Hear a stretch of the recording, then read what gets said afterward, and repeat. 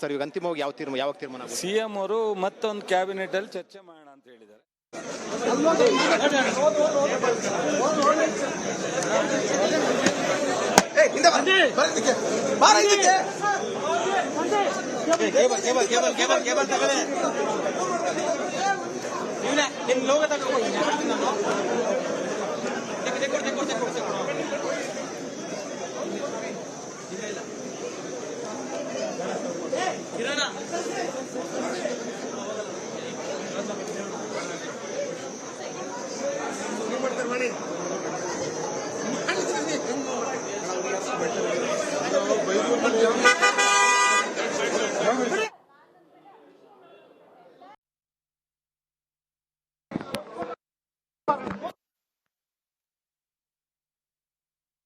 Sir ಈಗ ಅಂತಿಮವಾಗಿ ಯಾವಾಗ ತೀರ್ಮಾನ ಸಿಎಂ ಅವರು ಮತ್ತೊಂದು ಕ್ಯಾಬಿನೆಟ್ ಅಲ್ಲಿ ಚರ್ಚೆ ಮಾಡೋಣ ಅಂತ ಹೇಳಿದ್ದಾರೆ.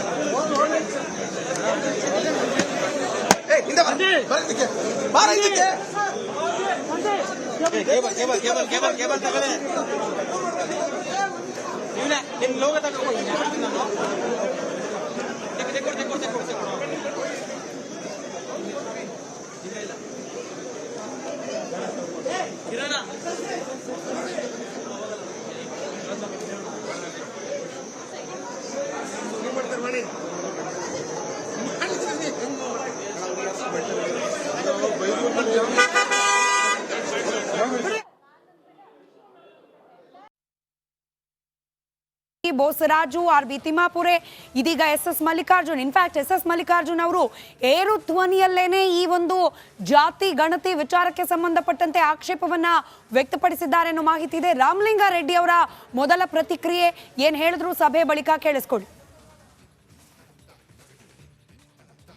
The entire process, when you hear it, the entire process, the way it has been done, when you hear it from the minister, you'll understand how much parameters is been considered, how they have gone to house, how many households they have gone. All those details will be spoken by the concerned minister. Hear me out. As of now, what question you are asking me, in now the cabinet, the same cabinet will be again forwarded for the next week. Again the discussion is going on. Why are you listen, because it's a larger issue. Okay. It's a larger issue, so have patience. Why, what, there is nothing like that. Because it still takes a lot of discussion to happen. It is going to take for the next week. All the minister had a chance all the leaked information that has been coming out. Opinion. All the ministers had a chance to express their opinion. Even next week also we are going to speak up our mind. A special cabinet or a regular cabinet? It's going to be a regular cabinet. One last question. There was a lot of leaked information in the last 6-7 years coming out about the caste census and what are the findings of the report. Was that something that was made public today? When minister is going to come and give you details, you'll be zapped. You'll be surprised. The detailing. ಯಾವುದೇ ಉಪಜಾತಿಗೂ ಅನ್ಯಾಯ ಆಗೋದಿಲ್ಲ. ಅದರಿಂದ ಚರ್ಚೆ ಸುದೀರ್ಘವಾಗಿ ನಡೀತದೆ. Consensus ಮಾಡಿ ಎಲ್ಲರೂ ಒಪ್ಕೊಂಡು ತೀರ್ಮಾನ ಮಾಡ್ತೀವಿ. ಆ ಥರ ಇಲ್ಲ. ರೈಟಿಂಗ್ ಅನ್ನು ಕೂಡ ಕೇಳಿದರೆ ಅಭಿಪ್ರಾಯಗಳನ್ನು ಏನೂ ಇಲ್ಲ ಯಾವುದು ಇಲ್ಲ. ಕ್ಯಾಬಿನೆಟ್ ಅಲ್ಲಿ ಯಾವುದೇ ಅಭಿಪ್ರಾಯ ಯಾವುದೇ ಡಿಸಿಷನ್ಗೂ ಬರ್ಲಿಕ್ಕೆ ಇಲ್ಲ ಚರ್ಚೆ ನಡೀತಾ ಇದೆ. ಇದು ಬಹಳ ದೊಡ್ಡ ಪ್ರಮಾಣದ ಕೆಲಸ. ಯಾವುದೇ ಒಂದು ಜಾತಿ ಉಪಜಾತಿಗೂ ಅನ್ಯಾಯ ಆಗಬಾರ್ದು. ಸಂವಿಧಾನಬದ್ಧವಾಗಿ ಎಲ್ರಿಗೂ ಆ ಜನಸಂಖ್ಯೆ ಆಧಾರವಾಗಿ ನ್ಯಾಯ ಸಿಗಬೇಕು. ಅದರಿಂದ ಇದರ ಚರ್ಚೆ ನಡೀತಾ ಇದೆ. ಮುಂದಿನ ಕ್ಯಾಬಿನೆಟ್ ಆಗಲಿ ಇನ್ನೊಂದು ಕ್ಯಾಬಿನೆಟ್ ಆಗಲಿ ಎಲ್ಲರೂ ಸಮಾಧಾನವಾಗಿ ಮಾಡಿ ಎಲ್ಲರನ್ನು ಒಪ್ಪಿಸ್ಕೊಂಡು ಮಾಡ್ತೀವಿ.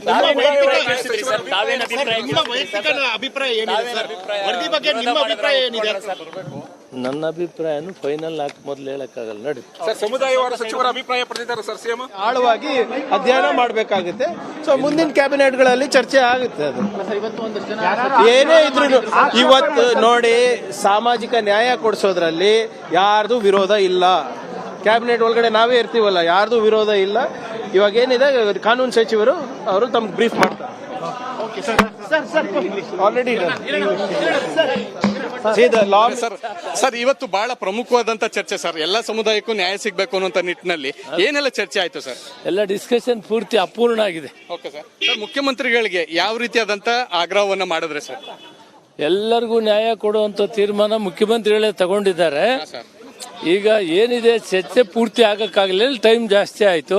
ಇನ್ನೂ 1-2 ಮೀಟಿಂಗ್ ಆಗಬಹುದು. ಬಟ್ ಯಾವ ಸಮುದಾಯಕ್ಕೂ ಅನ್ಯಾಯ ಆಗಲ್ಲ, ಎಲ್ರಿಗೂ ನ್ಯಾಯ ಸಿಗ್ತದೆ. ಅದು ಕನ್ಸೆನ್ಸಲ್ ಮಾಡ್ತೀವಿ, ಯುನಾನಿಮಸ್ ಡಿಸಿಷನ್ ಮಾಡ್ತೀವಿ. ಸರ್ ಮುಂದಿನ ಕ್ಯಾಬಿನೆಟ್ ಚಾಮರಾಜನಗರದಲ್ಲಿ ಆಗುತ್ತೆ ಸರ್, ಅಲ್ಲೇ ಡಿಸೈಡ್ ಆಗುತ್ತಾ ಹೇಗೆ ಸರ್? ಇಲ್ಲ, ಅದನ್ನು ಹೀಗೆ ಅಂತ ಹೇಳಕ್ಕಾಗಲ್ಲ. ಇನ್ನು ಒಂದೆರಡು ಮೀಟಿಂಗ್ ಆಗ್ಬೋದು, ಇವತ್ತೇ ಆಗ್ತದೆ ಅಂತ ಹೇಳಿ it will take its own time. Sir ಏರು ಧ್ವನಿಯಲ್ಲಿ ಯಾರಿಗೂ ಅನ್ಯಾಯ ಆಗದಂತ ತೀರಲ್ಲಿ ಮಾಡ್ತೀವಿ. ಸಚಿವ ಸಂಪುಟ ಸಭೆಯಲ್ಲಿ ಏರು ಧ್ವನಿಯಲ್ಲಿ ಮಾತಾಡಿದ್ದಾರೆ ನಮ್ಮ ನಿಲುವು ಏನ್ ಪ್ರಕಟ ಮಾಡಿದ್ರಿ ಸರ್ ಕ್ಯಾಬಿನೆಟ್ ಅಲ್ಲಿ? ಇವತ್ತಿನ ಕ್ಯಾಬಿನೆಟ್ ನಮ್ಗೆ ಸರ್ ಚರ್ಚೆ ಮಾಡಿದ್ದೀವಿ, ಯಾವುದು ನಿಲುವು ಆಗಲಿಲ್ಲ, ತೀರ್ಮಾನ ಆಗಲ್ಲ. ಯಾರು ಇಂಡಿವಿಜುವಲ್ ಆಗಿ ಹೀಗೆ ಆಗ್ಬೇಕು ಅಂತ ಹೇಳಿಲ್ಲ. ಏನು ವರದಿ ಇದೆ ವರದಿನ ಸ್ಟಡಿ ಮಾಡ್ತಾ ಇದ್ದೀವಿ, ಅಭಿಪ್ರಾಯಗಳು ಕೊಡ್ತಾರೆ. ಒಟ್ಟಾರೆ ತೀರ್ಮಾನ ಆಗಕ್ಕಾಗಲಿಲ್ಲ, ಚರ್ಚೆ ಅಪೂರ್ಣ ಆಗಿದೆ. ನಾಳೆ ಕ್ಯಾಬಿನೆಟ್ ಆಗ್ಬೋದು, ಇನ್ನೊಂದು ಕ್ಯಾಬಿನೆಟ್ ಆಗಬೇಕು. ಕನ್ಸೆನ್ಸಸ್ ಮೇಲೆ ಒಟ್ಟಿಗೆ ಸೇರಿ ತೀರ್ಮಾನ ಮಾಡ್ತೀವಿ. ಯಾವ ವರ್ಗಕ್ಕೂ ಯಾವ ಜಾತಿಗೂ ಅನ್ಯಾಯ ಆಗಲ್ಲ. ಸರ್ ಏರು ಧ್ವನಿಯಲ್ಲಿ ಚರ್ಚೆ ಸರ್, ಕೆಲ ಸಚಿವರು ಏರು ಧ್ವನಿಯಲ್ಲಿ ಮಾತಾಡಿದ್ದಾರೆ ಏನೋ ಅಂತ. ಇಲ್ಲ, ಆಕ್ಷೇಪ ವ್ಯಕ್ತಪಡಿಸಿ ತೀವ್ರ ಆಕ್ಷೇಪ ಮುಖ್ಯಮಂತ್ರಿಗಳು ಏನ್ ಹೇಳಿದಾರೆ ಸರ್? ಇಲ್ಲ, ಅಭಿಪ್ರಾಯವನ್ನು ತೆಗೆದುಕೊಂಡಾದ್ಮೇಲೆ ಯಾರು ಏರು ಧ್ವನಿ ಇಲ್ಲ, ಏನು ಇಲ್ಲ, ಏನು ತಪ್ಪತ್ರ ಇಲ್ಲ. ಮುಖ್ಯಮಂತ್ರಿಗಳು ಏನ್ ಹೇಳಿದ್ರು ಸರ್? ನಿಮ್ಮ ಅಭಿಪ್ರಾಯವನ್ನೆಲ್ಲ ತೆಗೆದುಕೊಂಡಾದ್ಮೇಲೆ ಮುಖ್ಯಮಂತ್ರಿಗಳು ಫೈನಲ್ ನಿಮ್ಗೆ ಏನು ಸೂಚನೆ ಕೊಟ್ಟರು? ಮುಂದಕ್ಕೆ ಹೋಗಿದೆ, ಮೀಟಿಂಗ್ ಫೈನಲ್ ಆಗಲಿಲ್ಲ. ಫೈನಲ್ ಆಗುತ್ತೆ ಸರ್. ಹಾಗೆ ನಾವು ಅನೇಕ ಸಚಿವರನ್ನು ಕೂಡ ಹಾಗೆ ಮಾತಾಡಿಸ್ತಾ ಹೋಗ್ತೇವೆ. ಸೊ ಇವತ್ತು ಒಂದಷ್ಟು ಸಚಿವರು ತಮ್ಮದೇ ಆದ ಅಭಿಪ್ರಾಯಗಳನ್ನ ಕೂಡ ವ್ಯಕ್ತಪಡಿಸ್ತಾ ಇದ್ದಕ್ಕಂಥದ್ದು. ಸೊ ಈಗಾಗಲೇ ಬಹಳಷ್ಟು ಅವರು ಯಾವ ರೀತಿಯಾದಂತಹ ಅಭಿಪ್ರಾಯಗಳನ್ನ ಸಲ್ಲಿಸ್ತಾರೆ ನಾವು ಕೂಡ ಗಮನಿಸ್ತಾ ಹೋಗ್ತೇವೆ. ಸೊ ಹೀಗಾಗಿ ಶಾಮನೂರು ಶಿವಶಂಕರಪ್ಪನವರ ಮಗ ಮಲ್ಲಿಕಾರ್ಜುನ್ ಇದ್ದಾರೆ ಸರ್. ಇವತ್ತು ಏನೆಲ್ಲ ಸಲಹೆಯನ್ನು ಕೊಟ್ಟರು ಸರ್? ಯಾಕಂದ್ರೆ ತಮ್ಮ ತಂದೆಯವರು ವಿರೋಧವನ್ನು ಮಾಡಿದ್ರು, ಆದ್ರೆ ಸಚಿವರಾಗಿ ನೀವು ಬಂದಿಲ್ಲ, ಫಾರ್ ಅಂತಲೂ ಬಂದಿಲ್ಲ. The subject has been deferred for next cabinet or another few days.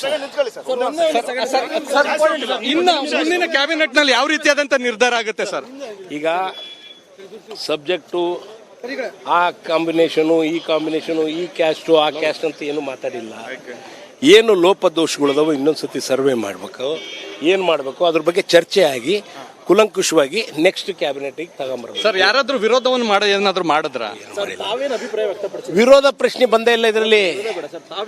ವಿರೋಧ ಆಗ್ಲಿ ಫಾರ್ ಆಗ್ಲಿ ಅದ್ರ ಏನಿದೆಯೋ ಅಂತ ಅವ್ರವ್ರ ವೈಯಕ್ತಿಕ ಇಂಡಿವಿಜುವಲ್ ಎಲ್ಲರೂ ಅಭಿಪ್ರಾಯಗಳನ್ನ ಹೇಳಿದ್ದಾರೆ. ಇನ್ನು ಹೇಳೋದು ಬಹಳ ಜನ ಇದ್ದಾರೆ, ಅವರೆಲ್ಲ ಕೇಳಲಿಕ್ಕೆ ಇವತ್ತು ಸಮಯ ಆಗ್ಲಿಲ್ಲ. ಅದಕ್ಕೆ the subject has been deferred. Sir ಅಧ್ಯಯನ ಮಾಡ್ಕೊಂಡ್ ಬನ್ನಿ ಅಂತ ಸಲಹೆಯನ್ನ ಕೊಟ್ಟಿದ್ರು.